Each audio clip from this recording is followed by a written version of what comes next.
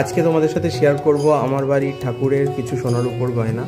এটা মায়ের মুকুট, আর এটা মায়ের কানের। এগুলো সব রূপোর গয়না, রূপোর পরে সোনার জল করা। আর এটা হলো মায়ের গলার সীতাহার, এটা অনেকটা বড়। আর এই যে এটাও একটা হার। আর এগুলোকে মানে বাজুবন্ধ বলে মনে হয়। চারটে হাতে চারটে আছে, এগুলো চারটে পরে। আর এইটা হলো মায়ের কোমরবন্ধ, এটা এটা অনেকটা ভারী। আর এইটা হলো মায়ের গলার নেকলেস।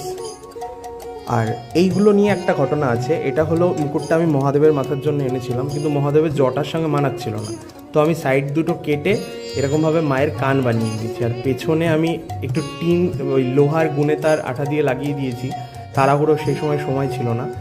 আর এটা হলো মায়ের চন্দ্রমণি বলে এটাকে, আর মুকুটের পেছনে থাকে, এটা মায়ের চাঁদ। আর এই টিকলিটা সোনার। আর কিছু সোনার জিনিস আছে যেগুলো লকারে আছে, পরে কোনো সময় দেখাবো তোমাদেরকে।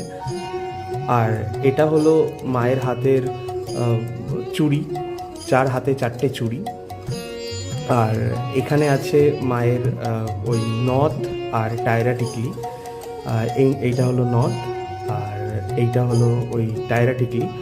গত বছর থেকেই যেহেতু আমাদের বাড়িতে মায়ের পুজো শুরু হয়েছে, তো তাড়াহুড়াতে যতটা পেরেছি আমি করেছি। আর এগুলো হলো মায়ের কানের পেছনে থাকে, যেটাকে টানা বলে। তো এরকম দুটো আছে, এই যে কানের পেছনে এরকমভাবে দিয়ে এটা টানা মায়ের।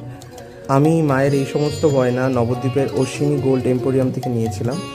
আর এগুলো হলো আমাদের বাড়িতে নতুন মা লক্ষ্মী আর নারায়ণ ঠাকুর যে প্রতিষ্ঠা হবে, তার জন্য ছোট ছোট চুড়ি, পদ্ম আর কিছু আমি বানাতে দিয়েছিলাম। এটা মায়ের মুকুট। আরও ছোট ছোট অনেক গয়না আছে, যেরকম কানের, মায়ের ছোট নথ, টিকলি, কোমরবন্ধ। তো আমি এই সমস্ত গয়নাগুলো বানিয়ে সোনার জলে ধুয়ে নিয়ে এসেছিলাম। আর এখানে কিছু আছে রূপোর এখনও, যেগুলো রং করা হয়নি। তো তোমাদের যদি গয়নাগুলো ভালো লাগে অবশ্যই আমাকে কমেন্টে জানিও। আর অশ্বিনীর ফেসবুক প্রোফাইলটা আমি উপরে মেনশন করে দেবো, তোমরা একবার গিয়ে দেখে নিও।